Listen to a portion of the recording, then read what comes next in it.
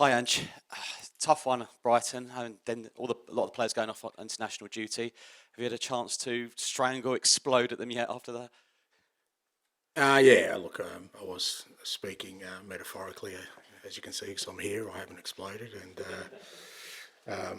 yeah, look, it's one of those where you kind of, as much therapy as anything else, just get things off your chest. But at the same time, it's about giving the right sort of feedback.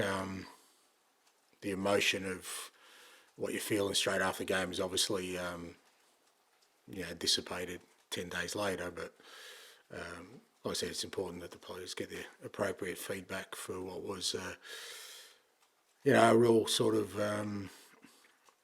difficult game for us because we, as well as we did in the first half, we were really poor in the second half. During the break, there was talks with Van der Lecht and Ryan Mason potentially going there. It didn't happen. Can we get more on that, and how pleased are you that he's still here? Yeah, look, there wasn't too much in it, but I've always worked on the premise that part of my role is also developing coaches, and something I take great pride in. And Ryan's obviously someone who sees himself one day taking that opportunity, and it's obviously a really important decision for the guys, and it's not like we want them to leave, and certainly with Ryan, he's doing a great job for us here, but at the same time, I think if it's something that they want to explore, I think it's important they do that because it confirms one thing or another for them in their head about where they're currently at and whether it's the right job for them. So, but to be fair, Ryan, he was pretty straightforward with it, and the only thing I said to him, look, I didn't want it drawn out, taken any time, and he didn't. And he's really happy where he is now and committed to us. I know how much you value the importance of international football, being a former Australia head coach yourself. Obviously, the news this week, Thomas Tuchel is now the England head coach. You've managed in Japan. You're proud of being there. You've managed in Scotland. You love it there. I know how much you love London. One day, would you consider being a national manager of England or elsewhere, non-Australia? Look, one day. Yeah, one day. From my perspective, like I said, I enjoyed international football, but I felt, there was by the end of it, I was really keen to get back into the day in, day out of club football, and it's where I'm really passionate about. But in the future, who knows? I think so. You I do feel an attachment to certain nations that I've worked in, so it wouldn't be exclusive to to Australia. And probably, in fact, I wouldn't coach the Australian national team again because I've kind of done that. So, but look, it is a real, it's a different role. There's greater responsibility because there's a whole sort of nation's expectations around that position, and you feel that, but hugely enjoyable as well. Ange, you said you gave the appropriate feedback to your players after the Brighton game. What was that feedback? What kind of reaction do you want to see tomorrow?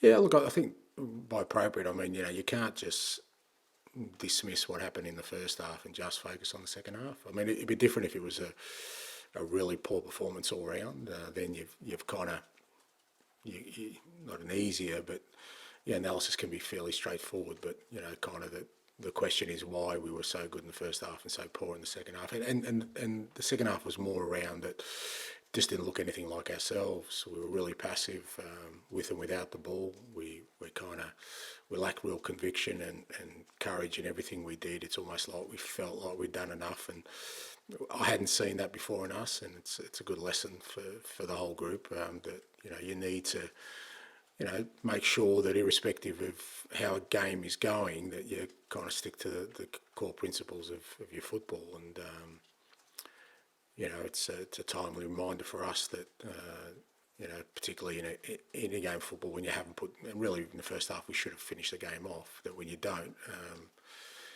it's very easy for momentum to shift. Tomorrow will be West Ham's 5th London derby in the Premier League this season, but this is the one that means the most to their fans. Are you aware of this rivalry and the significance of it? Yeah, no, I was made very aware of it last year, and what it means, and important game. Last year we played really well, but didn't end up winning here at home. It was kind of the tail of that part of our season a little bit. But it's going to be a challenging game. They've got some fantastic players in the team. Obviously, they've got a new manager. They're doing things a little bit differently.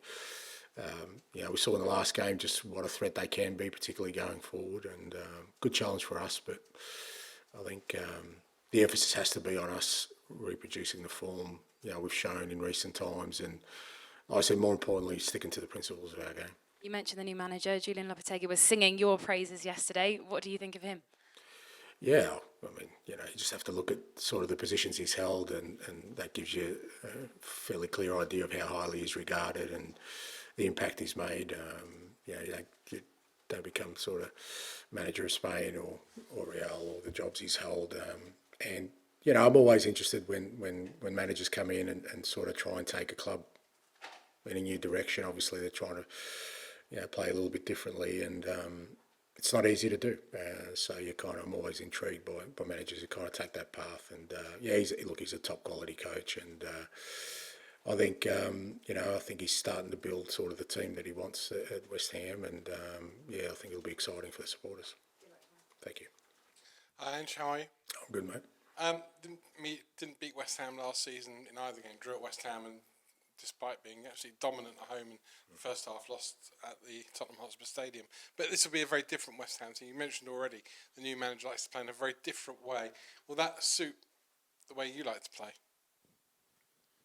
No, not necessarily. I mean, I think it is a different approach, but most of the personnel is still there from last year when you look at sort of the kind of lineups they've had the last 2 or 3 weeks. So, there's still that emphasis that they had last year. I mean, they're a big side, they're a physical side, they've got some real speed on the wings. So I don't think there's a style that suits us or doesn't suit us. I think when we play well, we can play well against most systems and styles, as we've shown. And if we don't stick to our principles, we can struggle against anybody. So I think more important for us is how we approach things. Going back to the Thomas Tuchel appointment as England manager, first of all, were you surprised that a top football nation like England couldn't come up with an English coach? No, I mean, I think, obviously they were looking for somebody to replace Gareth, who'd done an unbelievable job, and I guess like most things, they probably canvassed, who was the most appropriate for the role now. I think there's some very, very good English coaches around, but with national team jobs, it's not always straightforward. It's about timing sometimes. I certainly found that when I became Australian national team boss, it was a good time for me and a good time for them to look for an Australian, and I was doing well at the time and I could get out of where I was. It's not always the case, so things have to align, but I think they've got a fantastic manager in Thomas. He's got an outstanding record, particularly in kind of knockout football, and again, highly respected, and great group of players they've got at the moment who are just beginning to sort of emerge, on a global basis. So, exciting appointment.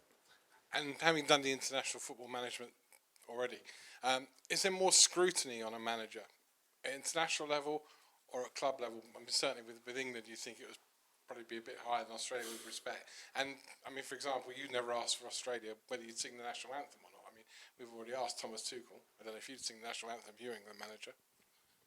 There's a lot of questions in there, mate. Let me get a head around all of it. Look, I get, there is a lot more scrutiny in the England national team manager's role, absolutely. More than probably any other role anywhere in the football universe, I'd say, from living here. And it's funny how, there's this clamour for an English manager, but I'm not sure you guys have treated English managers really kindly in the past. It's not like they get extra support by being English and managing their national team, just looking at the history. And again, I'm looking at it from afar. So, I think whenever an Englishman does take this role, I certainly felt as, when I was, manager of Australia, there is a greater weight on your shoulders because it is your nation and you're always going to live there. It's like sometimes with the foreigners, they can do the job, and if it's not great, they go back and live where they live, and they don't have to deal with it on a day-to-day basis. So there is a greater weight of responsibility when it's your own national team. I really believe that, and particularly the England national team. So, I mean, that's something that I think probably the people who make these appointments are wary of is it's not just about coaching, it's how you deal with all these other things that are attached to the England national team job. And sometimes the foreign coaches don't probably have to deal with it as much as an English manager would. So, there's a real challenge there. But like I said, I think they've got an outstanding manager in Thomas. And I think the key thing is, irrespective, they've got a fantastic generation of players coming through. I'd be excited if I was an England football supporter. Hi, Ange. I wanted to ask you a bit more about this England manager's position. There's been a lot of debate about the calibre of English coaches in English football. I was wondering what you thought of that. With a lot of English coaches in your backroom staff, do you think that English coaches are of the highest calibre, and what are the barriers for them to get opportunities? Yeah, look, there are, absolutely. I mean, even in the Premier League, you look at Eddie and even guys like Steve Cooper who've done a great job with the England underage teams, which is always a good indicator about international football. So, there are fantastic English managers there, but I've just never looked at coaches from and their nationalities really doesn't really interest me. It's about how they work and how passionate they are about what they do. It's a tough job, how they deal with things, I think part of the growth comes from being open to allowing different kinds of cultures and nationalities into your game. I don't think the Premier League would be the best competition in the world if it was restricted, in terms of the access. We've got some fantastic footballers, some fantastic managers, which I think helps the game grow here, and I don't think it necessarily should stunt the growth of English players. It certainly hasn't stunted the growth of English players, because you're getting some of the best English players coming through. And I don't think it should stunt the growth of the English managers either. If anything, hopefully it raises their level, raises their ambitions, challenges them even more. I think I've always prescribed to the theory that you always pitch it to the highest common denominator and get everyone to sort of climb to that, rather than sort of bring things down just to create opportunities for someone. Player comparison's interesting there, how we have a lot of players like that, but do you think that maybe managers should look like the players to go overseas a little bit? You did that with Japan, and Ryan obviously had the interview with in Belgium, so do you think that that's actually maybe a pathway that should be explored by more Englishmen if they're not getting the chances here? Yeah, I certainly subscribe to that theory. I think because it does, it allows you to grow. Sometimes, when you've just had a real sort of siloed kind of journey of the same kind of culture, same kind of football, for there to be growth, you really almost have to go out and discover it yourself. Whereas when you manage overseas, and there's been great examples. Bobby Robson did it, so Bobby did it. Terry Venables did it. Some England managers who, Roy Hodgson did it. Graham Potter's done it, and they're all world-class coaches. So there is some merit in it. And it's not easy, because I think sometimes there's a fear that if you do go overseas, that you get lost to the system here. Whereas if you stay in the system, eventually you'll get. But I always think that part of growth as a manager is to try and experience as many different things as possible. And coaching abroad certainly does that. Hi, Ange. I just wanted to ask about Djed Spence's new contract and the journey that he's been on since he came back to the club this summer.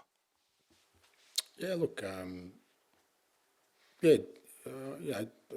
think I've said a couple of days ago, and I'll consistently say, most of a player's future is in their own hands. It's not really they're as much as in control of that as anyone else. And I think sometimes footballers forget that.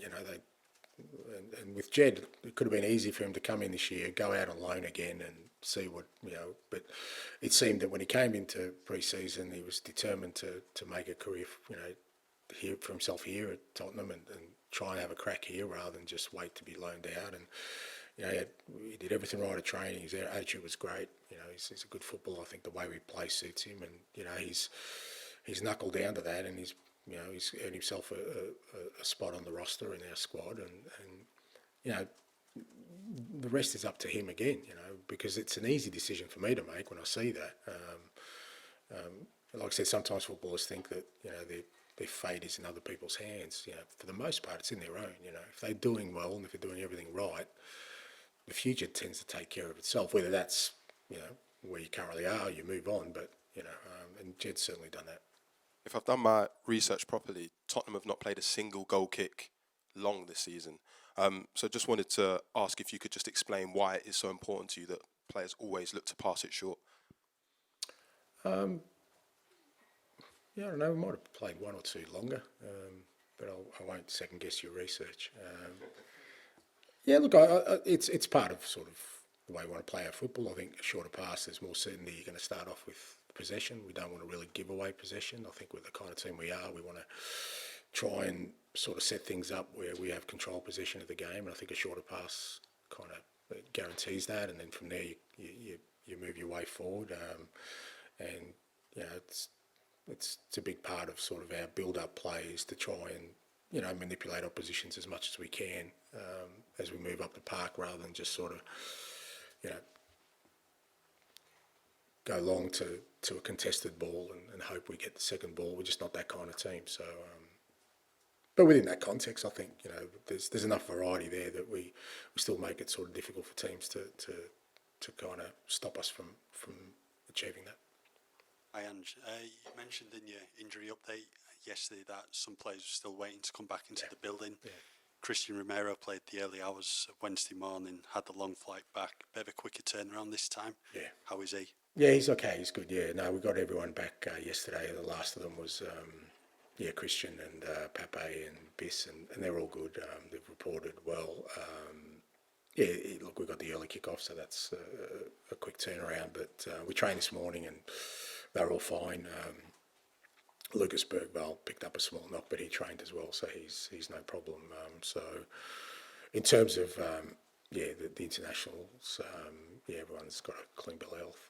With Richarlison hopefully back in the squad tomorrow, what have you done differently over the past 6 weeks or so, just to make sure these injuries stop reoccurring? Yeah, we've taken our time with him, but it hasn't been just about sort of him recuperating and sort of recovering from the injury. We've tried to use it to really kind of build his real fitness base up, so that when he comes back, he's in great. To be fair to him, he's worked awfully hard. He's trimmed down. He looks really lean now, and he's worked really hard. So we've tried to use it almost as another sort of pre-season for him on an individual basis to not just get him to recover from his injury, but also, because to be fair, he probably recovered from his injury a couple of weeks ago, but we've used the last couple of weeks at just getting his fitness base up and like I said, getting him really in a good physical condition, so that we don't keep going through this cycle of him coming back and breaking down. And like I said, hopefully everything's good, but to be fair to him, he's worked really hard and he's looking really good. He's had a good week of training. He's he's missed playing. He's a real kind of infectious guy as well. It's just good to have him back with the group. We'll finish this section with George. Hi, Ange. Just wanted to go back to Cuti Romero. Has he sort of hit the levels that you want this season, or is he kind of still working his way to his best? Because he had a busy summer again, didn't he, with the Copa America and a quick turnaround? Yeah, I think Cuti's been, again, probably reflective of our season. He's had some really good moments for us, and then he's had a couple of disappointing moments for him, which I know he's been, he has been happy about himself. But it is tough, we've spoken about the schedules, and it's funny how the guys who didn't have international commitments, not that there were many of them, look really refreshed and really ready to go, and some of, not just for us but for football in general, and the amount of travel and the amount of games, because he always plays. Cuti does. We've always got to sort of bear that in mind, and it's something that the players need to sort of learn to cope with the best they can. But he's still real important for us. He's an outstanding defender. He's a great leader in our group, and he's still contributing. And just finally for me, that after the Brighton game, the kind of Spursy tag was doing the rounds, and there was a stat about Tottenham taking the lead, taking a 2-goal lead 10 times in the Premier League year and letting it slip. Is that something that the players just have to embrace, or is it better to block that type of stuff out? Mate, it's irrelevant. Who cares? Like, it doesn't matter. I mean, you say it's 10 times. Well, it hasn't been 10 times with me, so give me a break. Like, let me get the 10 and then start putting tags on me. But that's, you've got to accept that, right? You've got to just say, well, that's how, people will always find easy kind of ways to, you've got a wound to stick their finger in that wound. So that's, if you're not prepared to accept that when things haven't gone well, make sure things go well.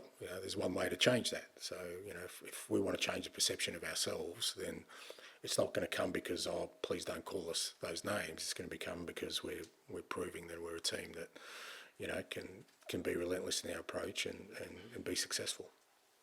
I have one quick one from Gunley.